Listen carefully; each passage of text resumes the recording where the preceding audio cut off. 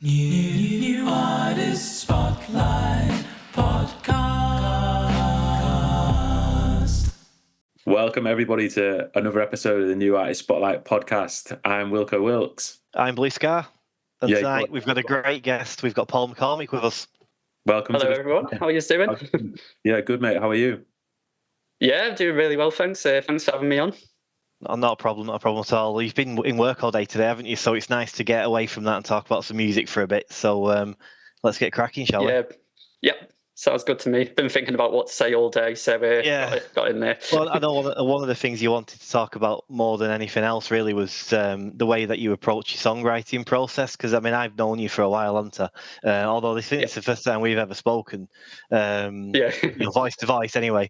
But I know you put a lot of thought and effort into your songwriting. It's all very personal to you. So I know you just wanted to touch on that for a bit first, and then I think we're probably going to hear your song, aren't we? Yeah, sounds good to me.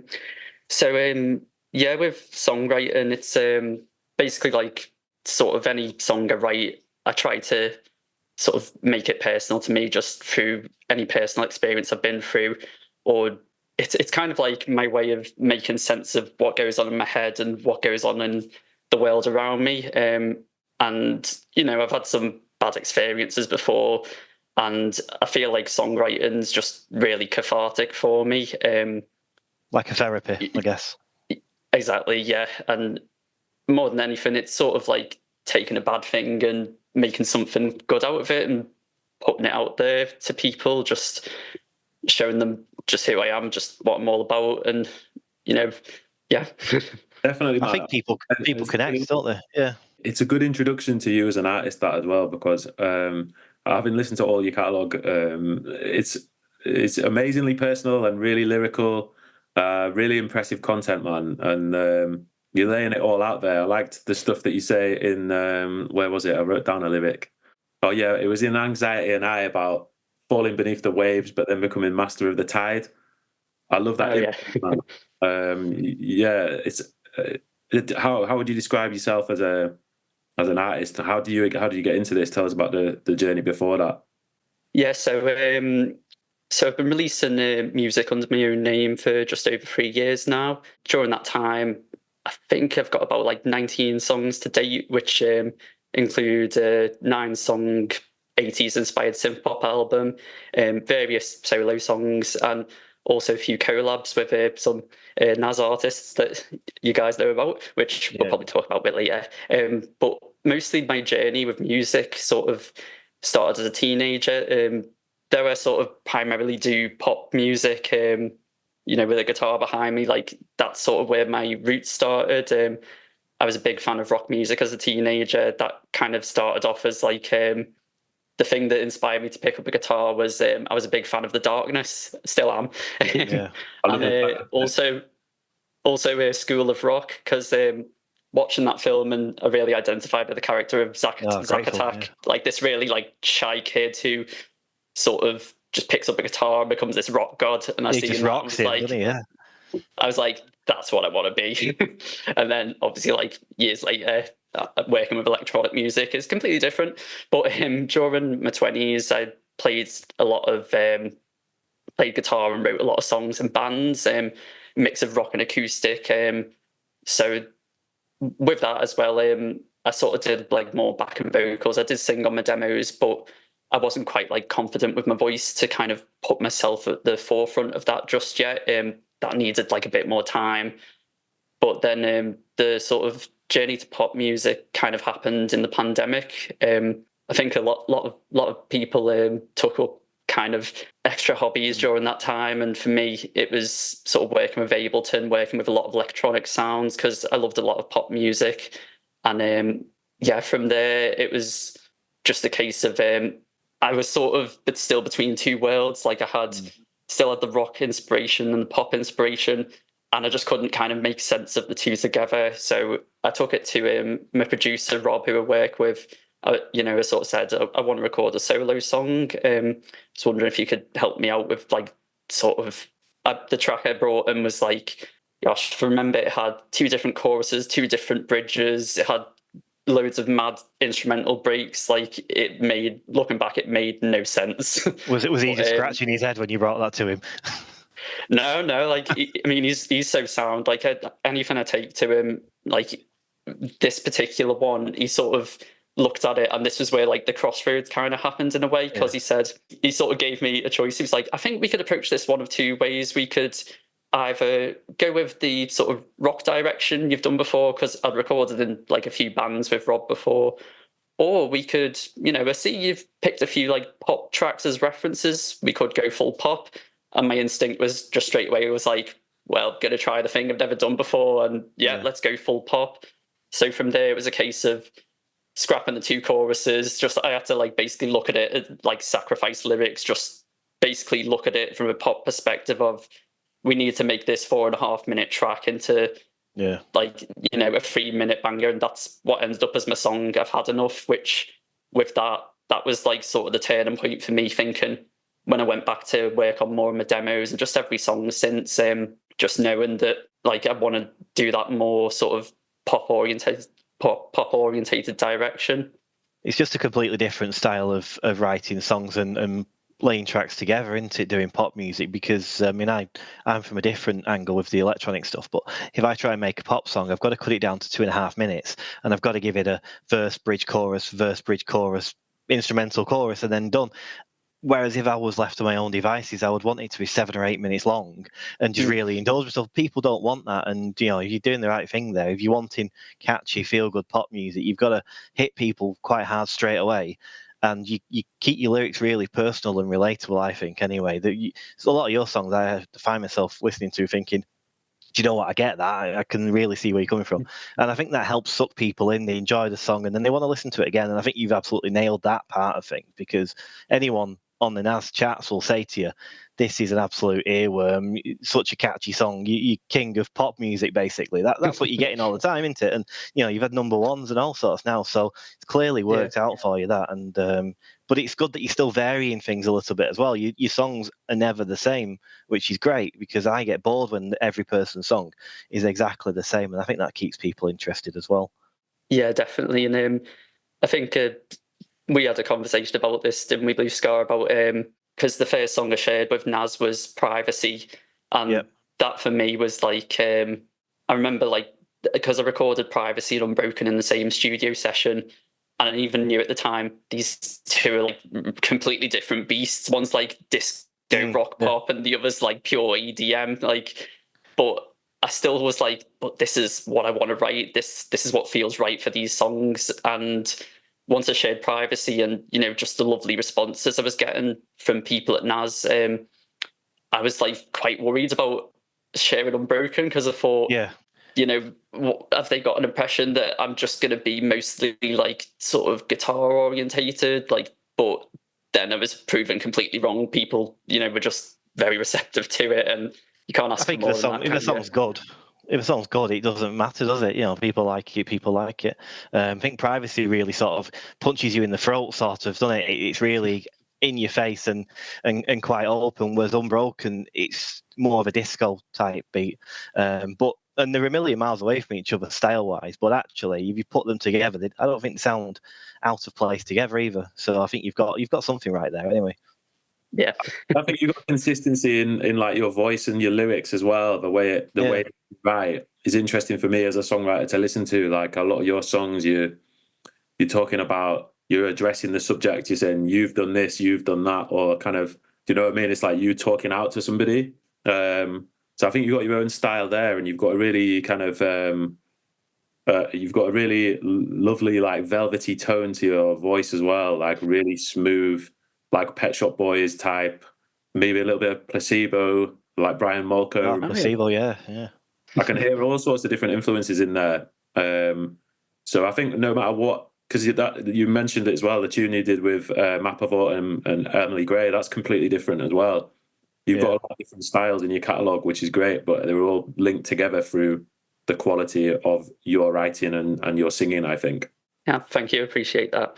I think you've got quite a varied taste in music as well, because every time we talk about music and you mention another band that you like. I'm like, well, that's weird. That's a strange one. But I suppose if you then take that as a big picture, I can see where you get so much variety in your music from. Because from Taylor Swift to Jimmy Eat World, you can hear it all in there, can't you? You know.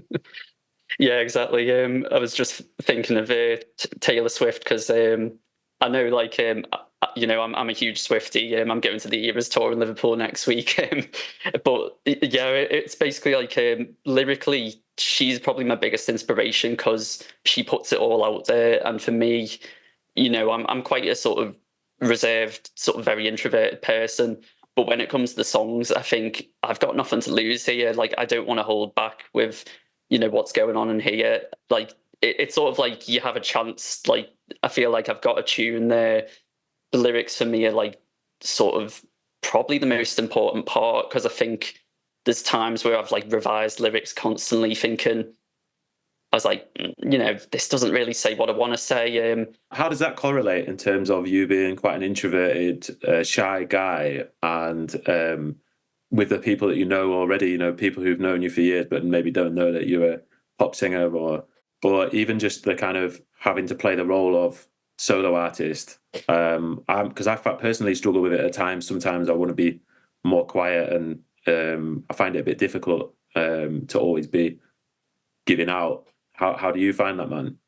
Yeah, I mean, it's sort of like it's almost like kind of a switch goes off. You know, sort of hearing your stuff, Wilko, it's kind of like, you know, I wouldn't have thought that, like, listening to your music, because obviously, like, hearing like all the lyrics you put out there and like sort of the strength of like your delivery and that, to me, it's sort of, it gives the impression of like, whoa, this, you know, this person's got it really together. And I kind of like wonder if sort of with my music, sort of sometimes maybe there might be a disconnect with sort of how I act in person to how I might, you know, put my songs out there. Because, you know, even on the artist chats and NAS, like, you know, I sort of, I wouldn't say I'm like sort of super quiet, but I tried, you know, like, I tried to sort of just be present with things. And I think that's just it. It's like presence for me. Like, I don't really necessarily have to be the loudest voice in the room, but just sort of being there, being present in the moment.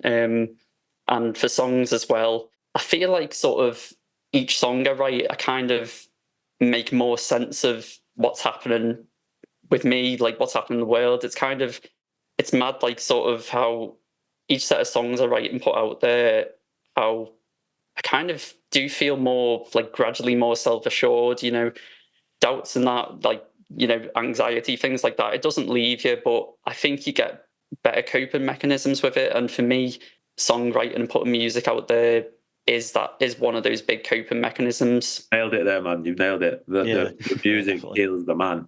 It's like you can be through the music empowers you to speak your voice, doesn't it?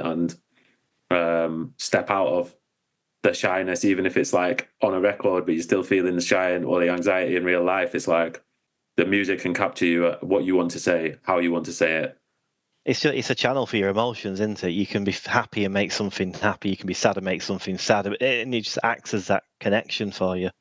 That's what I think. Anyway, and people always say to me, "Oh, you're dead quiet. I wouldn't have had you pegged as being a musician." I'm like, "Well, that's most of them are like that. You know, there's so many quiet, introverted musicians out there, and it's because a coping mechanism is, I think, to use that music to do the things you wouldn't normally do. You can use your music, and I'm quite open and quite active on socials, but actually in real life, if you ever met me, I'm quite quiet, you know.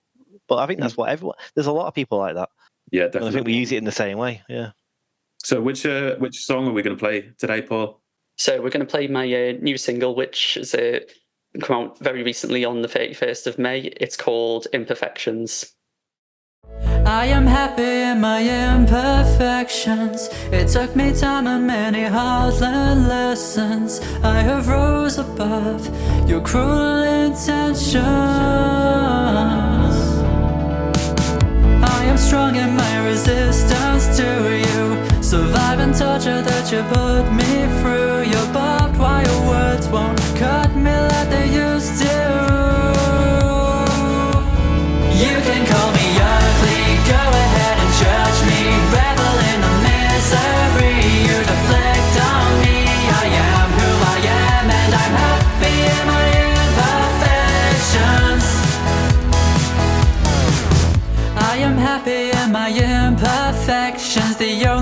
disgusting.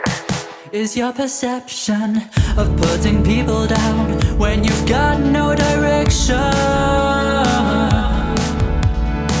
I found serenity in ignorance, to never let you kill my confidence. You once were a siren, now you're a whisper, fading into nothingness. You can call me ugly, go ahead and judge me, revel in the misery. You deflect on me, I am who I am, and I'm happy in my imperfections.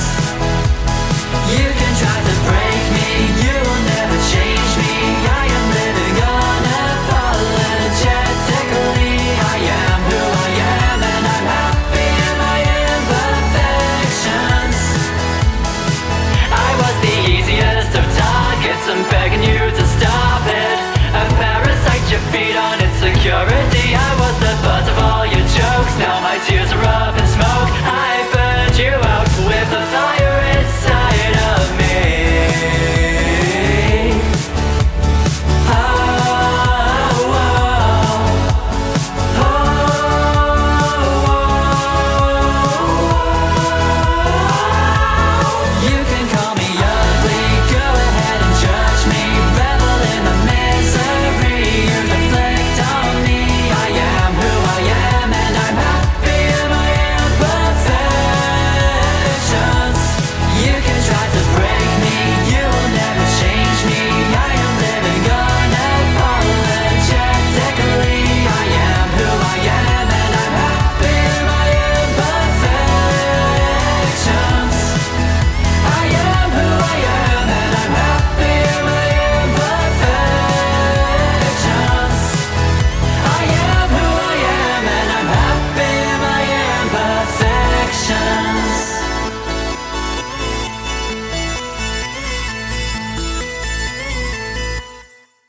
Right, thanks for that, Paul. That was Imperfections. Really, really good song. I like that one. We had that on the Oslo show on Thursday, didn't we? Yeah, and also on Dance Anthems as well. Oh, we did, yeah. Thanks for that. Oh, I forgot about that. God, I always forget about my own show. Do you know what? I had an exclusive with another radio station. Didn't even give myself the exclusive of my own song a while ago.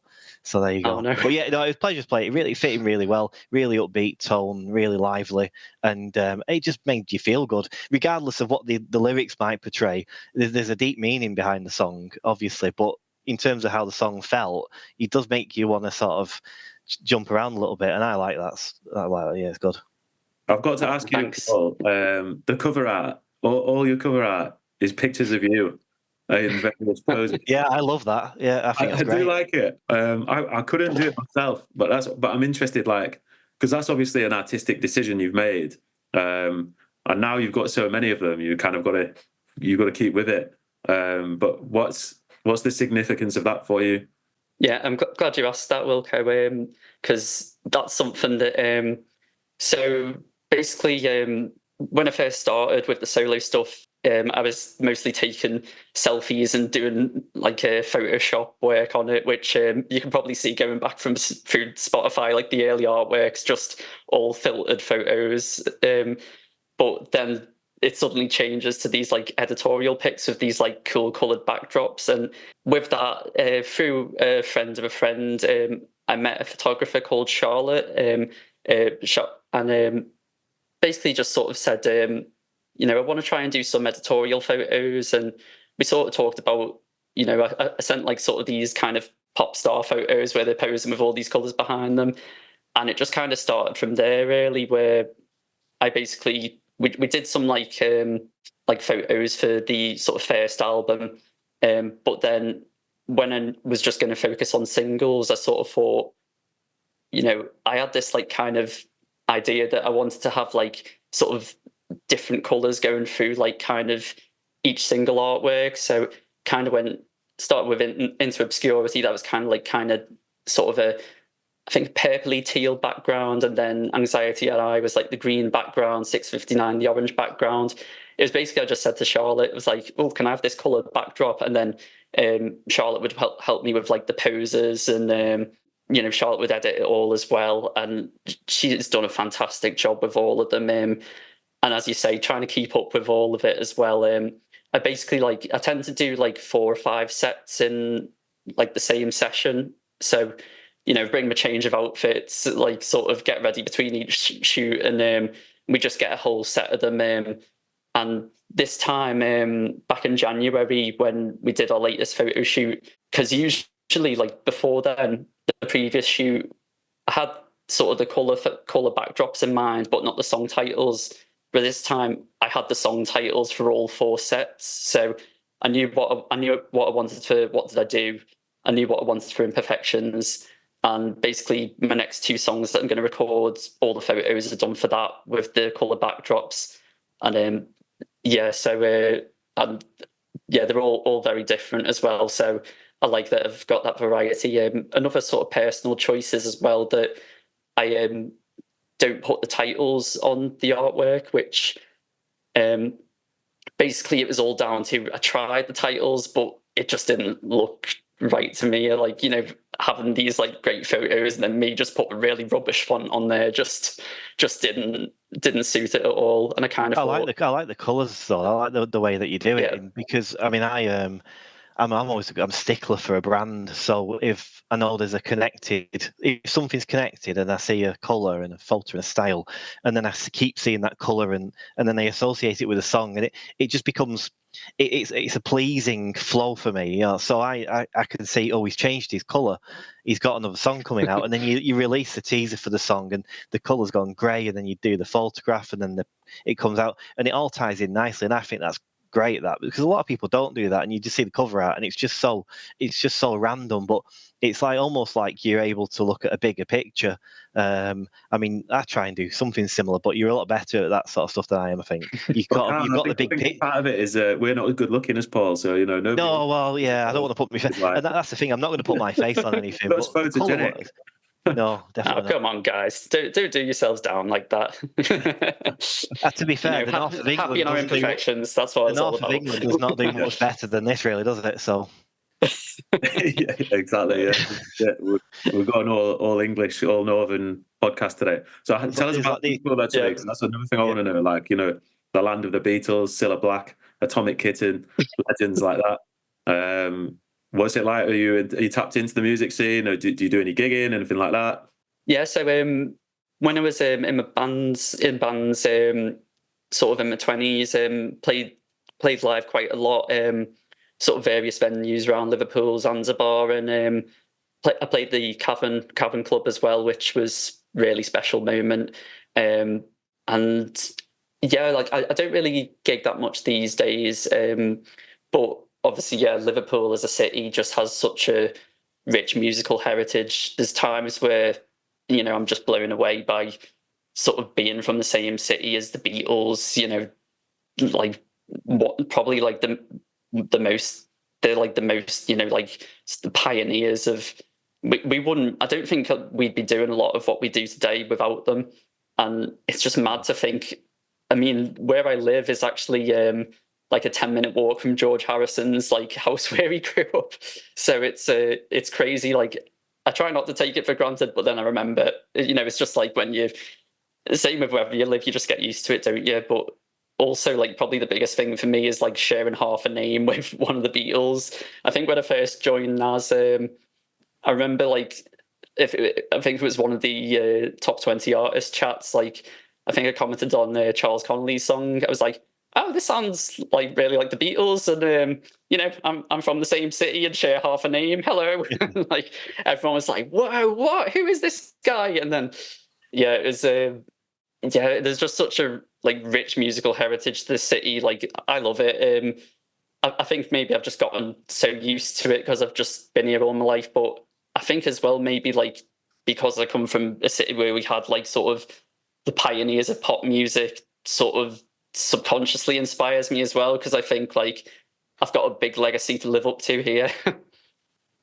Yeah, I love that. Yeah, it's a great city as well. It's got such a nice vibe to it. I've been to Liverpool loads of times down the years, and it's even as a manc, I went there the other week, and there was a random bloke up in the street spotted I was a manc. He came over to me and he hugged me and started trying to kiss me, and I was like, wow, this is you won't get this in London, would you? Yeah. Oh, that was actually me. I was just in disguise.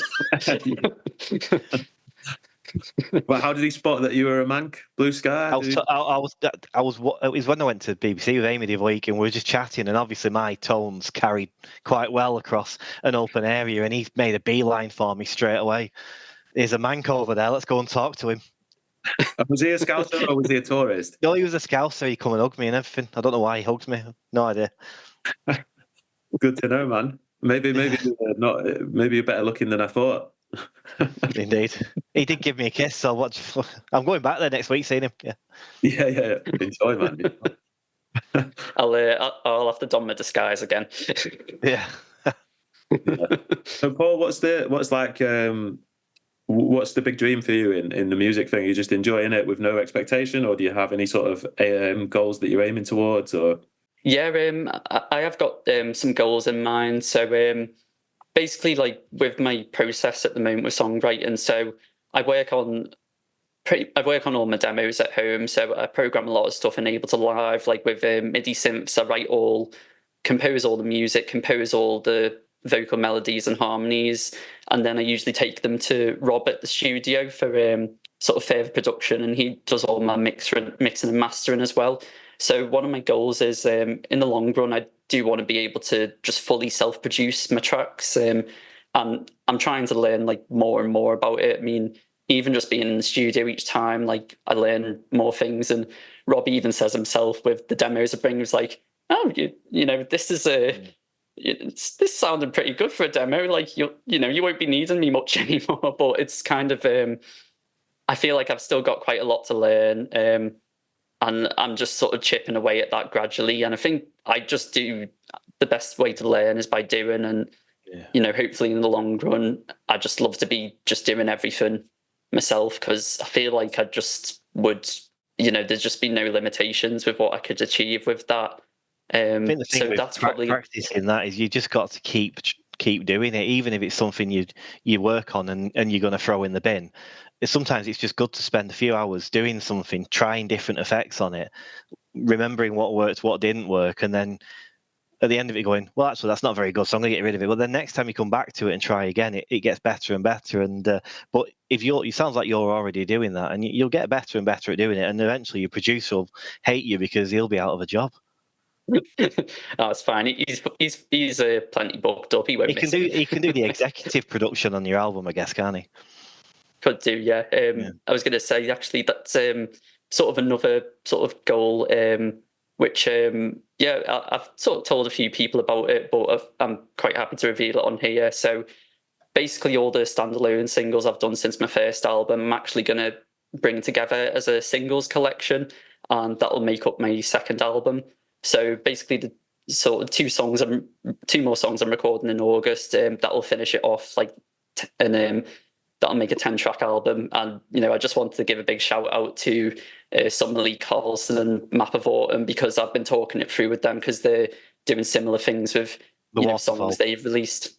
That for me is that's like the next step for me with sort of how I'm going to proceed with things, and after that, who knows? I love albums, mate. I don't know about you. It's a sort of a romantic thing, an album. There's a lot of emphasis in they're putting not just singles now, and I think Spotify would prefer it if you just release singles. But actually, there's something to be said about a proper album and a collection of songs. I don't know if you feel the same. I think they're great, mate.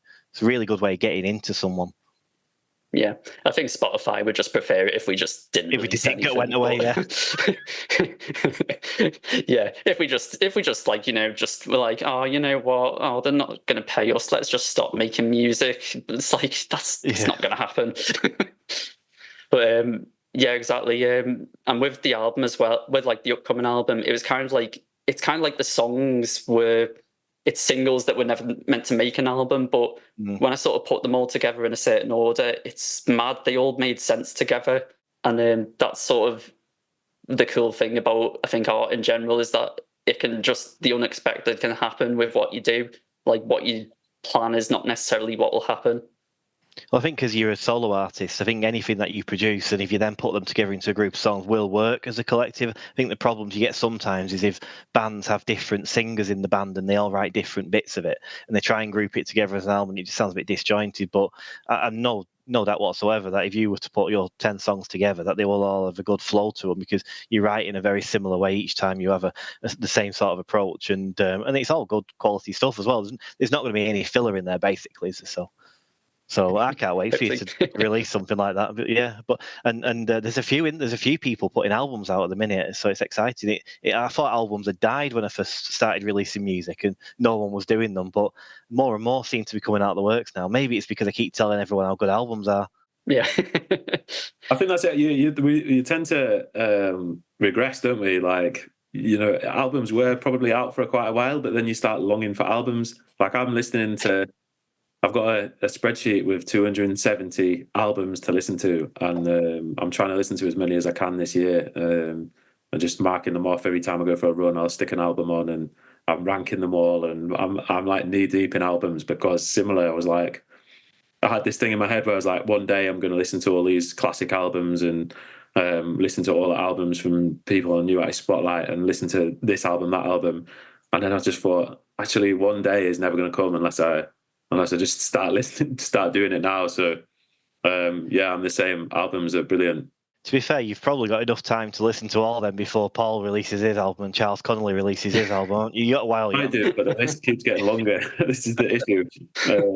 It's getting longer faster than I can listen to them. Yeah. I was going to say, like, with you guys, hope I got this right, Wilko. Is it Life is Not a Rehearsal? Yeah, that's right. Yeah. Yeah, and Blue Scarr with Mask, and both brilliant albums.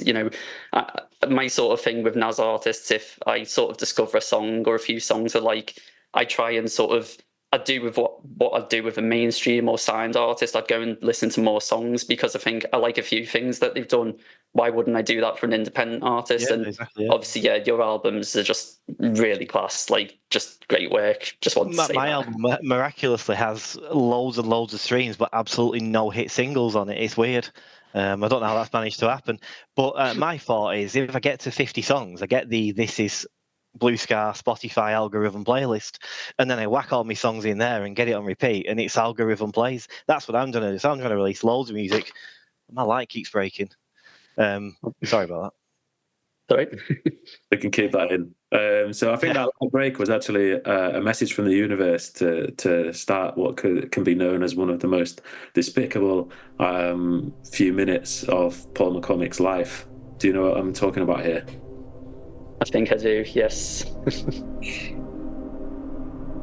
Here it is. Do you know the rules? New Artist Spotlight 5. You have no more than 15 seconds to answer each question, and I'm going to let Blue Scarr ask question number 1. Question number 1 is an easy question. What is your favourite Taylor Swift song?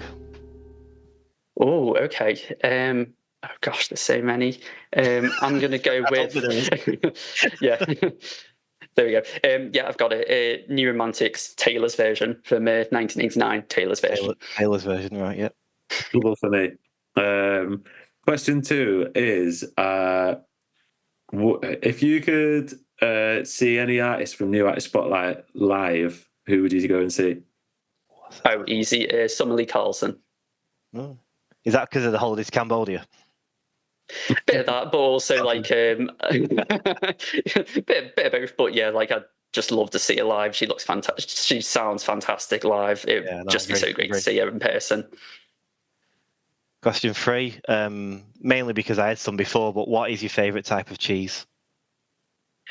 Favourite type of cheese? I actually really like blue cheese. Blue cheese on a burger, can't beat it, man. You think I'd like blue cheese, but I don't, actually. I'll go for brie or smoked apple with there. Question 4 is, what is your favourite song of all time, Taylor Swift band? Taylor Swift band. I can actually answer this. It's Borderline by Madonna. I think it's just, I sort of talked a bit more about it in my 10 questions. There's like a lot of meaning behind it, and I think it's just the perfect pop song. Final question. If you could be in a boy band with 2 other NAS members, who would they be? Probably you guys, I think, No. Yeah, you set that up. You can't. Got to be Lost House Leo. I think it'll be Lost House. North UK representation right there. Yeah. Let's do it. Carl can produce it. Wilko can do raps. I'll do some singing. It's all good. We're all set there. There you go. No, We call the M62s. There you go.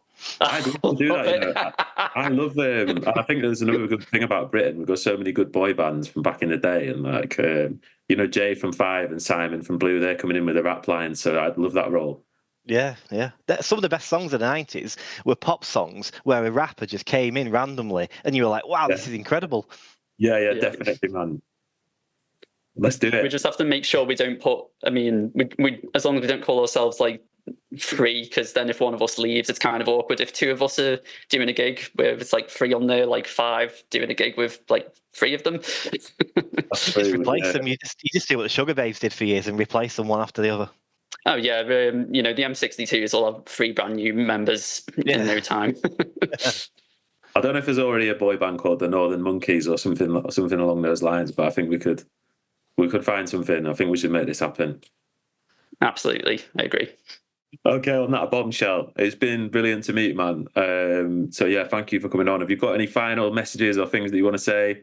Yeah, just firstly, thank you both for having me on here, and obviously just wanted to thank everyone in the New Artist Spotlight community for making me feel so welcome. Also wanted to, I know I haven't really spoke about them, but Map of Autumn and Emily Gray, just fantastic collaboration partners, wonderful people, wonderful musicians. I just wanted to give them a shout out. And yeah, obviously, like, thank you to Ed, all the moderators, just everyone who does such fantastic work, all 100% free. #Stop Payola, Spotify, sort it out. You know what I mean? Like, it's a great community. I'm so happy to be part of it. Makes it what it is. The quality of tunes makes it what it is, and you bring in the tunes. So that's it. So yeah, man. And since we do have like 2 minutes remaining, how did that come about? The Map of Autumn, Emily Gray collab. So it was basically me and Tim have been like speaking for just over messages, and it just sort of came up in conversation about, should we do a collab sometime? And I appreciate that for Tim, it wasn't like, oh, you're a pop artist though, like, and I'm an alt rock. Tim was like, yeah, let's do it. And he said Emily wants to do a collab actually. So Tim thought, sure, the 3 of us like do something together. So we started talking, and then it just gelled so well. Like, Tim had the instrumental track, Emily came up with the verse ideas, I came up with the chorus. Emily and me recorded loads of like vocals and harmonies. Emily did those like ad libs in like sort of the guitar section. I think it came together in like 2 to 3 weeks. It's mad how it all happened, but just it was so effortless, so easy. Who mixed it? And just I loved working with them. Tim did all the mixing. So yeah, the guy's a genius. He's unbelievable, that guy. Yeah. The amount of vocal takes I sent him as well. Like, the way he mixed all the vocal takes, I sent him, absolute hero. It's obscene how many good songs he's got as well. We've got him on in a few weeks, I think, haven't we, on this? Yeah, can't wait for that.